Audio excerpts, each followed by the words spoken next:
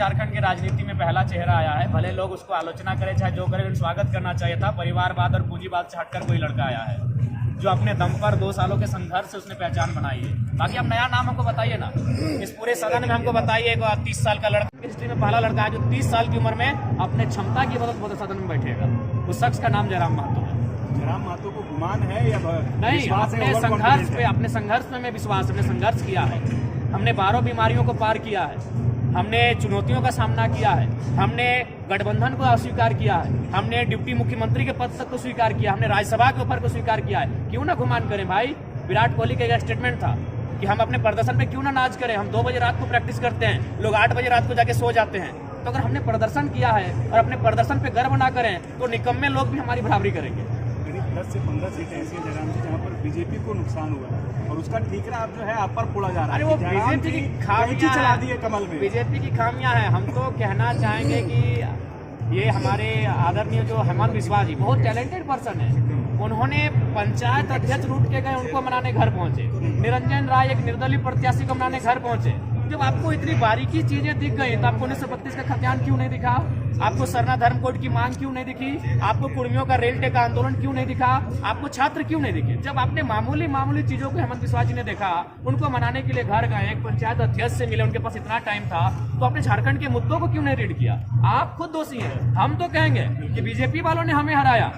अगर बीजेपी वहां नहीं लड़ती, हमने किसको मार दी? अमर बावरी नेता प्रतिपक्ष को हम पटक के आए हैं। अब हमें वोट कटवा किससे कहेंगे जी? हमने नेता प्रतिपक्ष को 3रे नंबर पे धकेला है। हमने सिटिंग विधायक लंबोदर महतो को 3रे नंबर पे धकेला है। हमने रविंद्र पांडे 5 बार के सांसद को पानी पिलाया है बेरमो में, हमने उनको 3रे नंबर पे धकेला है। जबकि आप आजसू, जेडीयू और बीजेपी गठबंधन है, जयराम महतो अकेले लड़ रहा है। तो अगर साफ शब्दों में कहा जाए, अगर वे लोग चुनाव में नहीं होते हैं तो कम से कम 15 सीट जीतकर जयराम महतो की टीम यहाँ आती। बीजेपी के नेता ये बोल रहे हैं कि आप लोग बी टीम है जेएमएम में। इतना पैसा कहां से आया चुनाव लड़ने का? अरे चलिए ना जी, चलिए मेरा हम अपना अकाउंट सार्वजनिक करेंगे। हम अपना अकाउंट चुनाव आयोग को सार्वजनिक करेंगे। आया है लगभग 40 लाख के आसपास चंदा आया है। किसी ने बिल्कुल आया है। किसी ने दुबई से भेजा है, किसी ने सऊदी से भेजा है, किसी ने महाराष्ट्र से भेजा है, किसी ने तेलंगाना से भेजा है। शर्म क्या जी? आया है 40 लाख का चंदा आया है। हमारे हर एक प्रत्याशी को 15-20 लाख का चंदा आया है। क्राउड फंडिंग है। हम तो कॉर्पोरेट की फंडिंग से नहीं आया है। हम तो टाटा बीसीएल की दलाली लेके नहीं आए हैं। हम जनता के पैसे से आए हैं और छाती ठोक के जनता के लिए बात करेंगे। आक्रामकता रहेगी।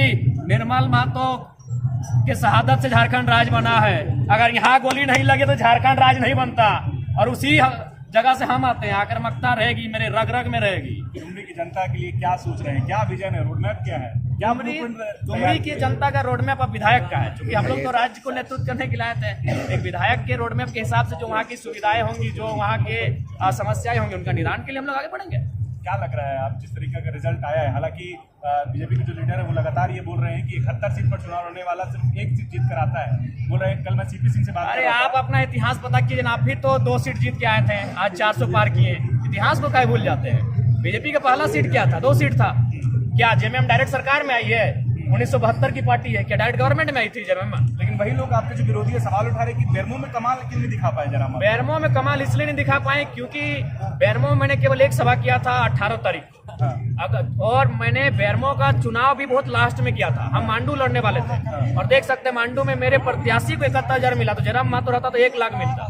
तो मेरा तैयारी था मांडू में। आपने मांडू क्यों नहीं लड़ा? मांडू इसलिए नहीं लड़ा क्योंकि बेरमो में दोनों आ गए बाहर के माफिया लोग। अच्छा। और मेरी आइडियोलॉजिकल लड़ाई वहाँ फिट बैठ रही थी। झारखंड राज्य अलग ही हुआ था जिस विचारधारा के खिलाफ, वो दोनों आ गए बेरमो में। तो वहां लड़ना मेरी मजबूरी कहिए, मेरा शौक कहिए या मेरी नियति कहिए, वहां मुझे लड़ना था। हारना वो अलग विषय। मैंने पहले कहा था कि बेरमो में चुनाव जीतने के उद्देश्य से नहीं आ रहा हूँ।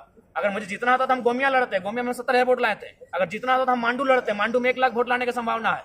विश्वास नहीं था कि आप बेरमो जीत सकते हैं? हमें भरोसा था अपने कैडर्स पे, लेकिन अंततः ये सामने आया रिजल्ट कि लोग जेल कैंप को तभी वोट देंगे जब वो जयराम का भाषण सुनेंगे, और अगर मेरा भाषण नहीं सुन पाएंगे तो वोट नहीं करेंगे। तो जाहिर सी बात है हम वहाँ भाषण दे ही नहीं पाए। मैंने डुमरी के 71 पंचायत में कैंपेन किया। मैंने डुमरी के 71 पंचायत में कैंपेन किया, मुझे 94,000 वोट पड़े।